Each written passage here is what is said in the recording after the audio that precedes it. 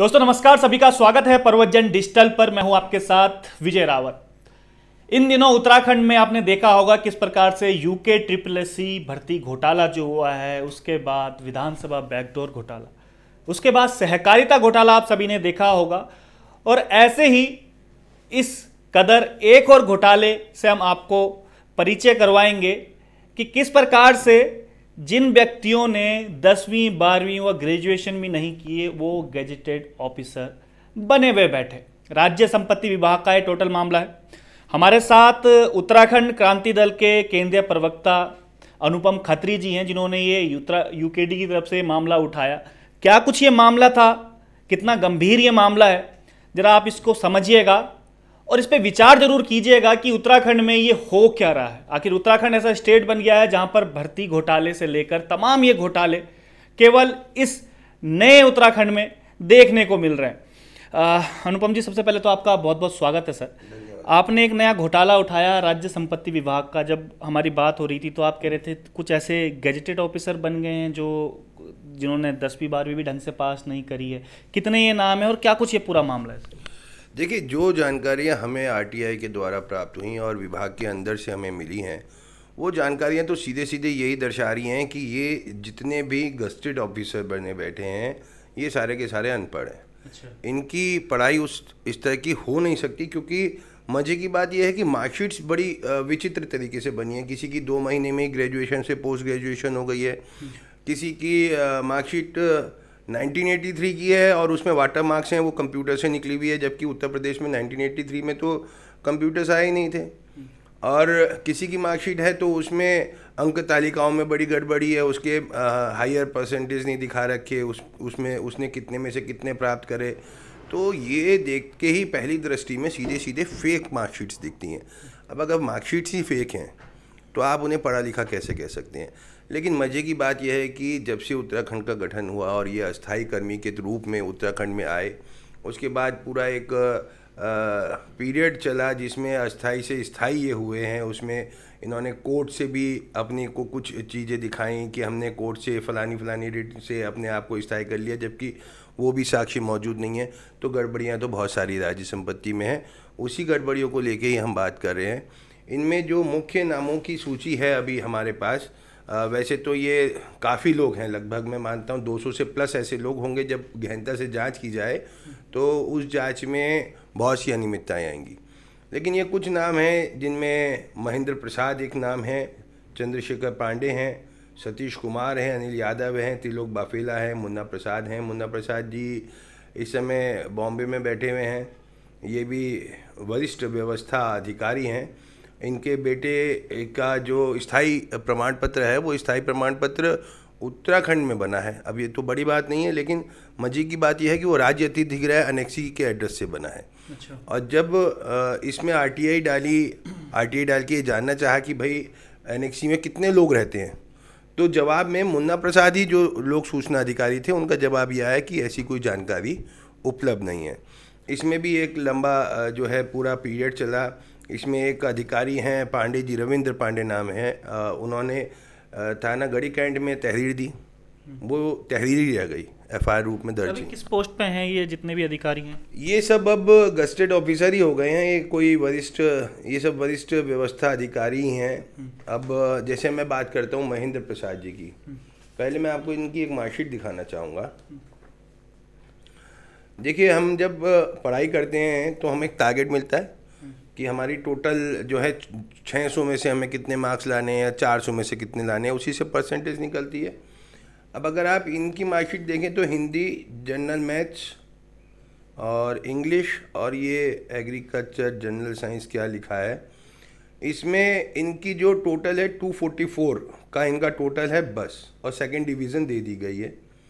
और ये किस तरह के योग निकाले हैं, कम से ज़्यादा कैसे किया है, कैसे परसेंटेज आया है, मुझे पता नहीं। मैं आपके कैमरे की तरफ एक बार दिखा रहा हूँ। अब अगर इनकी हाई स्कूल की मार्कशीट देखें तो 1982 की है। इसके बाद इनका इंटरमीडिएट आता है। इंटरमीडिएट की मार्कशीट को क्या कोई देख के बोल सकता है कि ये एक रियल मार्कशीट होगी? ऐसा लग रहा है किसी ने फॉर्म भर दिया हो। एक जैसे हम जाते हैं कहीं फॉर्म भरने, उसमें टाइप हुआ हुआ शपथ पत्र मिलता है, बीच बीच में हाथ से पेन से भरना होता है। तो एक ऐसे शपथ पत्र की तरह ये है। गोरखपुर विश्वविद्यालय गोरखपुर, उदय प्रताप कॉलेज वाराणसी, ये कॉलेज बताते हैं, उदय प्रताप कॉलेज वाराणसी, और यूनिवर्सिटी इनकी गोरखपुर विश्वविद्यालय। और यहाँ से ये द्वितीय श्रेणी में पास हुए हैं महेंद्र प्रसाद जी, BSc कृषि। तो आप इसको भी देख सकते हैं। अब देखिए, ये सब बातें यहाँ लंबे समय से चली आ रही हैं उत्तराखंड में। ये 22 सालों से ही यहाँ पे हैं जिन लोगों की मैं बात कर रहा हूँ।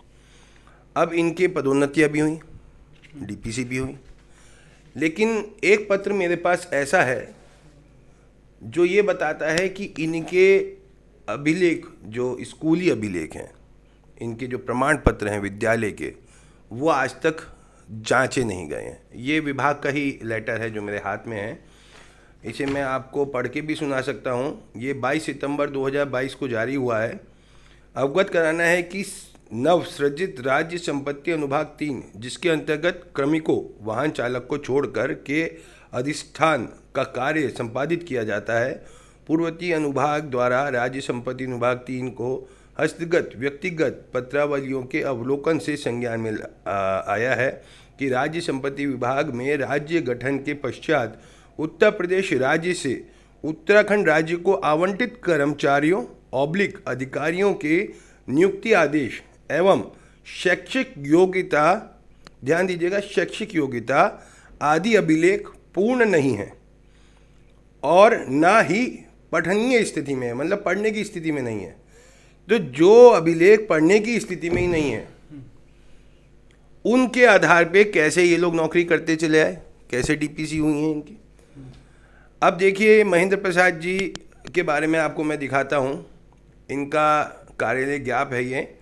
ये कंप्यूटर ऑपरेटर की पोस्ट पे थे, आप भी देख सकते हैं, कंप्यूटर ऑपरेटर की पोस्ट पे थे।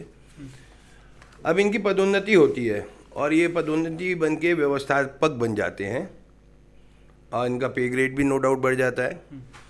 अब पदोन्नति हो रही है, लेकिन शैक्षिक प्रमाण पत्र जांचे नहीं गए। ये बात अभी तक मीडिया हाउस, कुछ पत्रकार या हमने उत्तराखंड क्रांति दल के माध्यम से कही, लेकिन अब ये लेटर साबित करता है कि हमारी बात में प्रमाण है, ये हमारा प्रमाण है हमारी बात का। और इसमें मज़े की बात आपको बताऊं कि ये 22 सितंबर 2022 को जारी हुआ, जिसमें ये कहा गया है कि अभिलेख पत्र प्राप्ति के 10 दिनों के भीतर प्रत्येक दिशा में शासन को उपलब्ध कराना सुनिश्चित करें। बिंदुवार जो भी इनकी ये सब योग्यता है, जैसे शैक्षिक योग्यता के अभिलेख और इनकी पत्रावली वगैरह। अब जिस समय पे ये उत्तर प्रदेश से उत्तराखंड आए, इनकी पत्रावली नहीं खुली, सिर्फ पासबुक इन लोगों की आई। तो ये सीधा सीधा विजय जी पूरा एक बड़ा भ्रष्टाचार है। देखिए, राज्य संपत्ति विभाग एक ऐसा विभाग है जो सभी को सेवाएं देता है, चाहे आप शासन में ले लीजिए, प्रशासन कर्मचारियों की ले लीजिए, चाहे आप पत्रकार समाज में भी ले लीजिए। अगर राज्य से कोई भी सेवाएं देनी है किसी प्रकार की, रहने की, खाने की, आने जाने की, ये हैंडल करते हैं। ड्राइवर्स इनके हैं सारे जो अधिकारियों के साथ चलते हैं। तो ये मामला बड़ा गंभीर है एक रूप से, क्योंकि ऐसा क्या है, ऐसा क्या कारण है कि अभिलेख नहीं जांचे गए, स्कूल्स के सर्टिफिकेट्स के सत्यापन नहीं किए गए और नौकरी बाहर चल। वाकई में ये बड़ा गंभीर विषय है जो राज्य संपत्ति विभाग में, क्योंकि ये उत्तराखंड में हम इन दोनों देख रहे हैं, जैसे मैंने आपको शुरुआत में ही अवगत कराया था कि कैसे UKSSC का इतना बड़ा घोटाला हो जाता है, जिसमें कई हाकम सिंह निकल के सामने पे आते हैं। उसके बाद आपने देखा होगा विधानसभा जो बैकडोर भर्ती हुई है, कितने सारे बैकडोर से वहाँ पर भर दिए गए। इसके बाद सहकारिता बैंक, और अब ये नया खुलासा जो ये हो रहा है राज्य संपत्ति विभाग का, इसमें इनकी शैक्षिक जो प्रमाण पत्र हैं वो अभी तक नहीं जांचे गए। और सबसे मजे की बात यह है कि DPC इनकी हो गई, यानी कि इनकी पदोन्नति इन लोगों की हो गई। आज ये जो 10वीं और 12वीं भी बमुश्किल पास होंगे और ये गैजेटेड ऑफिसर बने बैठे हैं। अब खुद इस बात की कल्पना कीजिएगा, जो 10वीं 12वीं पास जो अनपढ़ लोग ये हैं, ये गैजेटेड ऑफिसर बने हुए हैं, और तो सोचिएगा उत्तराखंड का वो किस प्रकार से भला कर पाएंगे। ये सब चीज़ें उत्तराखंड में क्यों देखने को मिल रही हैं? हम देख रहे हैं कि जो भी नया भ्रष्टाचार होता है उसमें आयाम उत्तराखंड छू रहा है। देखिए, ये सब उत्तराखंड में देखने को क्यों मिल रही है, एक ऐसा प्रश्न है जिसके लिए शोध की ज़रूरत है। क्योंकि सरकार में जितने भी मुख्यमंत्री कैबिनेट मिनिस्टर बनते सब उत्तराखंड के निवासी होते हैं, यहीं के लोग हैं। ये राज्य लिया भी इसीलिए गया था कि भाई उत्तर प्रदेश में रहते हुए हम बड़े दूर थे, हमें सुविधाएं नहीं मिलती थी, हमें पलायन करने पड़ते थे। और हर बार मैं सुनता हूँ शहीद दिवस पे आदि इत्यादि समय पे कि चाहे वो भाजपा के हों चाहे कांग्रेस के, साथ शहादतों की बातें करते हैं, लेकिन कार्यकाल कांग्रेस और भारतीय जनता पार्टी ने दोनों ने ही लगभग बराबर 22 सालों में किया है। ये पहला चांस है कि भाजपा रिपीट हुई है। अब ये आपका जो प्रश्न है विजय जी कि ऐसा क्यों हो रहा है, तो ये ऐसा सिर्फ इसलिए हो रहा है कि ये राष्ट्रीय दल है, सिर्फ राष्ट्रीय दल। इनका बनने वाला मुख्यमंत्री एमएलएज नहीं बना रहे, हाईकमान बना रहा है। जनता सिर्फ विधायक बना रही है, फिर ये सेटिंग गैटिंग से कैबिनेट लेते हैं, फिर ये अपने आशीर्वाद से मुख्यमंत्री लेते हैं, हाईकमान के आशीर्वाद से। तो जब हाईकमान ही मुख्यमंत्री दे रहा है, हाईकमान ही मिनिस्टर बना रहा है, तो वो आपको क्यों पूछेगा? आपके पास तो वो 5 साल में एक बार अपनी वोट के लिए आ रहा है। इस बीच आप यदा कदा अगर उसके पास समस्याएं लेके पहुंच रहे हैं और उसको ये लगता है कि हाँ ये ठीक है, ये कर दो, इससे मेरे किसी आदमी का बुरा नहीं होने वाला, तो वो समस्या सॉल्व हो जाएगी। लेकिन अगर आप ये जाके कहें कि फलाना भाजपा कार्यकर्ता साहब अवैध निर्माण कर रहा है, उस गलत कागजों पे निर्माण कर रहा है, तो मैं आपको ये यकीन दिला सकता हूँ और सबूत है मेरे पास इस बात के कि वहाँ पे कार्रवाई नहीं होती। विभाग के अधिकारी भी हाथ खड़े कर देते हैं जेई कि क्या करें साहब, विधायक गाली बक रहे हैं, हम नहीं जा सकते, हमें मारने की धमकी मिल जाती है। तो ये सीधा सीधा गुंडागर्दी का आलम चल रहा है। अब ये आलम क्यों बढ़ गया? क्योंकि ये धीरे धीरे जो भ्रष्टाचार होते आया ये आज बरगद की तरफ फैल गया। अब यहाँ पे सब एक रंग में रंगे हुए हैं, सब एक दूसरे के राज जानते हैं। क्या आप कांग्रेस के हरीश रावत जी की बात कर लो, क्या आप त्रिवेंद्र सिंह रावत जी की बात कर लो, क्या आप अब पुष्कर धामी जी की बात कर लो, क्या इन तीनों के आपस में रिश्ते नहीं है हरीश रावत जी से? भाई आम पार्टी में हमने देखा कैसे खुल के त्रिवेंद्र सिंह रावत जी बैठते थे, और जब उन्होंने आम पार्टी करी तो दारू की फैक्ट्रियाँ पड़ गई पूरे उत्तराखंड में। अभी हाल में हरीश रावत जी तारीफ करने लग गए पुष्कर सिंह धामी जी की। तो यहाँ एक बड़ी जटिल तरह की राजनीति हो रही है, और ये राजनीति है भरमाने वाली कि आप जनता को भरमाइए और अंदर खाने अपने उल्लू सीधे करते रहिए, चाहे वो खनन के मामले में हो, चाहे वो ठेकों के मामले में हो। मुझे यहाँ तक सुनने में आया है कि आज की डेट में कोई भी टेंडर 20-25% से नीचे पास नहीं हो रहा। अब एक बात मुझे बताइए विजय जी, अगर आप ठेकेदार हैं और अगर आपको 20-25% रिश्वत ही देनी पड़ गई तो आप क्या क्वालिटी देंगे? आज मैं एक चैनल में बैठा था, वहाँ पे स्मार्ट सिटी को लेके बहस चल रही थी। स्मार्ट सिटी में खुद यहाँ के मेयर गामा जी ने मुख्यमंत्री को लेटर दिया है कि भाई उसमें भ्रष्टाचार हुआ है, जांच कीजिए। 4.5 साल बाद याद आ रही है उन्हें भ्रष्टाचार होने की। 4.5 साल से वो मेयर बने बैठे हैं, वो उन्हें तब नहीं पता था कि यहाँ भ्रष्टाचार हो रहा है। वो क्या मॉनिटरिंग कर रहे थे? मॉनिटरिंग करने का अधिकार पूरा है उनके पास, वो मेयर है। 4.5 साल में 7-8 तो सीईओ बदल दिए इन्होंने।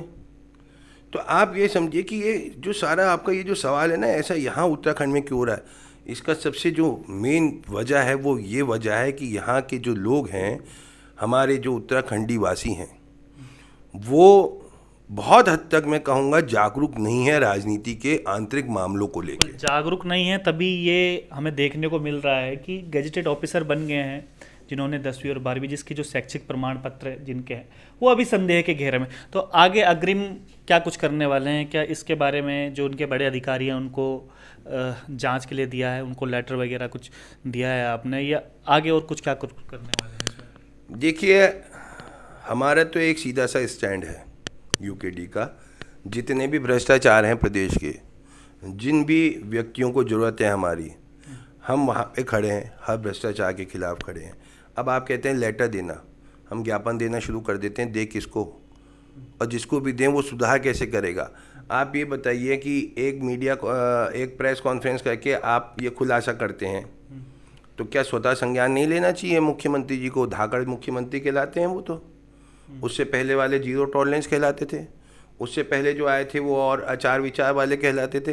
तो स्लोगन तो हर मुख्यमंत्री ने अपने ऊपर ईमानदारी का लगा के रखा। अगर वो सब ईमानदार हैं तो ये क्या है? ये 22 सालों से किस तरह का कांड चलता चला आ रहा है? एक कंप्यूटर ऑपरेटर एकदम से व्यवस्थापक बन जाता है, फिर वो वरिष्ठ व्यवस्थापक बन जाता है, वो तैनाती यहाँ लेता है, उसके बाद वो अन्य राज्यों में भी घूम रहा है, अपने बच्चों को फर्जी दस्तावेज बना के वित्त पोषित फायदे दे रहा है। तो आप ये समझिए कि इतना तो सिर्फ वो है जानकारियाँ जो हमें पता है।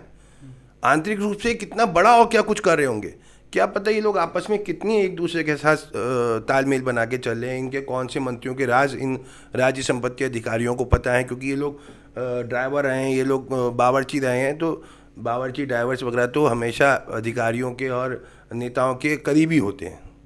भाई कहते हैं हजाम को जितना पता होगा नाई को अपने मालिक का, उतना किसी को पता नहीं होता। पता करना है डीएम के बारे में तो उसके नाई से पता करो, उसके अर्दली से पता करो। तो ऐसा इन लोगों को क्या पता है? ये आज की बात नहीं है। आपका कहने का मतलब यह है कि अगर इनकी शिकायत उच्च अधिकारियों से भी करे तो उसका कोई फायदा नहीं होने वाला है?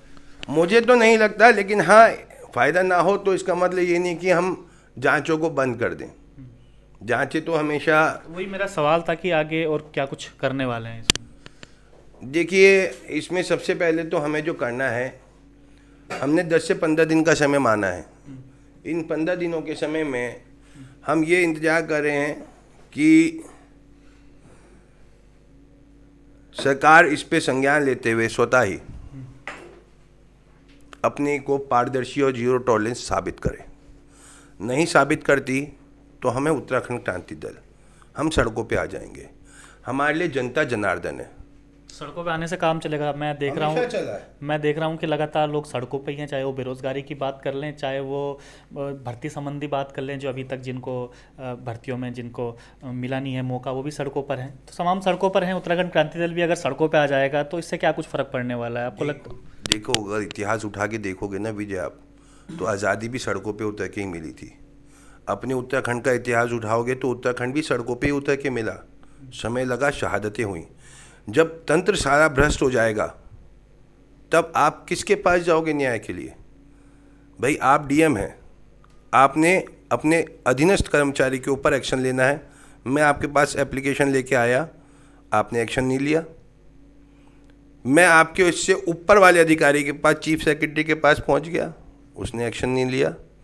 आप इस विभाग के लेटर को ही देख लो, 22 सितंबर को जारी हुआ था, और मैं गारंटी दे रहा हूं कि अब तक किसी की भी अभिलेख प्रमाण पत्र नहीं पहुंचे होंगे विभाग में। एक होते चोर चोर मौसेरे भाई। लेकिन ये सब क्यों हो रहा है? ये हो रहा है, ये इसलिए हो रहा है कि हम लोग आवाज़ उठा रहे हैं, हम लोग सड़कों पे आ रहे हैं। आप जैसे जागरूक पत्रकार कंप्लेंट्स करते हैं, खबरें दिखाते हैं, हम लोग निकल के आते हैं, तो इन्हें मजबूरी करना पड़ता है। और ये लीपापोती जो कर रहे हैं, ये लीपापोती इन्हीं को फंसाएगी, क्योंकि ये अभिलेख बन गए हैं, ये एविडेंस बन गए हैं। ये एविडेंस साबित करते हैं कि हाँ गड़बड़ तो है। कोर्ट जाने की भी तैयारी है उत्तराखंड क्रांति दल? बिल्कुल है, क्योंकि न्यायालय एक अंतिम शरण होती है। जब आपको कहीं से न्याय नहीं मिलता तो न्यायालय में की ही शरण में हम जाते हैं। और इनमें मैं अधिकारियों को आपको थोड़ा सा जिक्र करना चाहूँगा कि जो अधिकारी हैं, एक तो मुन्ना प्रसाद यादव जी लंबे समय से बैठे हैं। इनके आय और संपत्ति का बड़ा एक अनस्टेबल सा तालमेल है। जितनी इनकी आय होनी चाहिए उससे ज़्यादा हम मानते हैं इनके पास संपत्ति है। महेंद्र प्रसाद जी का तो मैंने आपको दिखाई दिया है। एक गणेश चंद्र पांडे हैं, इनके बारे में भी बड़ी एक रोचक जानकारी है। इनकी स्कूल प्रमाण पत्र में जो अनुक्रमांक लिखा है, जो हम आपको मिलता था अनुक्रमांक, उस अनुक्रमांक के द्वारा जब ये तफ्तीश की गई कि इस अनुक्रमांक पे किसने परीक्षा दी है, तो बोर्ड से जवाब आया कि इसमें गणेश यादव ने दी है। अच्छा, तो अब ये गणेश पांडे की जगह यादव हुआ, ये भी बड़ा। तो ये पांडे हैं या ये यादव हैं? हाँ, ठीक है। एक सतीश कुमार जी हैं, हाँ, और एक हैं अनिल यादव जी, एक हैं तिलोक बाफेला जी। ये तिलोक बाफेला जी के ब्रदर का भी बहुत लंबा हिसाब किताब है, भूमाफिया में नाम आया है। अब सत्यता तो इसमें अदालत बताएगी, लेकिन ये सारे चर्चित नाम हैं, और ये वो नाम हैं जिनकी अकूत संपत्तियां हो चुकी हैं। अब देखिए, इसमें सबसे बड़ी बात आपको एक मैं दिखाऊं, जब महेंद्र प्रसाद जी की मैं आपको बात बताया था तो ये थोड़ी अधूरी रह गई थी। इसमें आपने ये तो देख लिया कि कंप्यूटर ऑपरेटर से ये व्यवस्थापक बन गए। अब ये व्यवस्थापक बनने की डीपीसी किसने करी? आईएएस विनय शंकर पांडे जो उस समय अध्यक्ष हुए इसके कमेटी के, लक्ष्मण सिंह जी और विक्रम सिंह राणा उप सचिव, इन तीन ने मिलके ये पदोन्नतियाँ करी। तो मेरा सवाल इन तीनों से है कि आपने इनके कौन से कागज जांचे? ये जवाब तो आपको भी देना पड़ेगा, क्योंकि आप चाहे आईएएस हो, पीसीएस हो या कोई भी हो, आप जनता के नौकर हैं, सिंपली वे में, है ना। देसी भाषा में, इंग्लिश में कहेंगे तो पब्लिक सर्वेंट है। तो अगर आप पब्लिक सर्वेंट है तो आपको पब्लिक को हिसाब तो देना पड़ेगा। आपको इसलिए बैठाया गया है कि व्यवस्थाएं दुरुस्त रहें।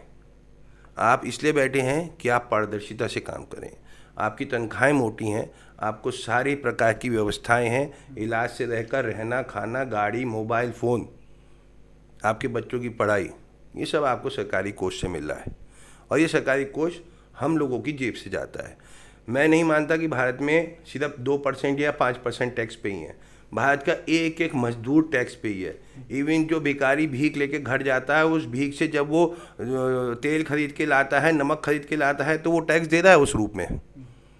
तो उस सारे पैसे से आप लोगों का घर चल रहा है। वो इसलिए चल रहा है कि आप कुछ लोग बैठ के पूरे प्रदेश का घर सबका व्यवस्थित चलाएं।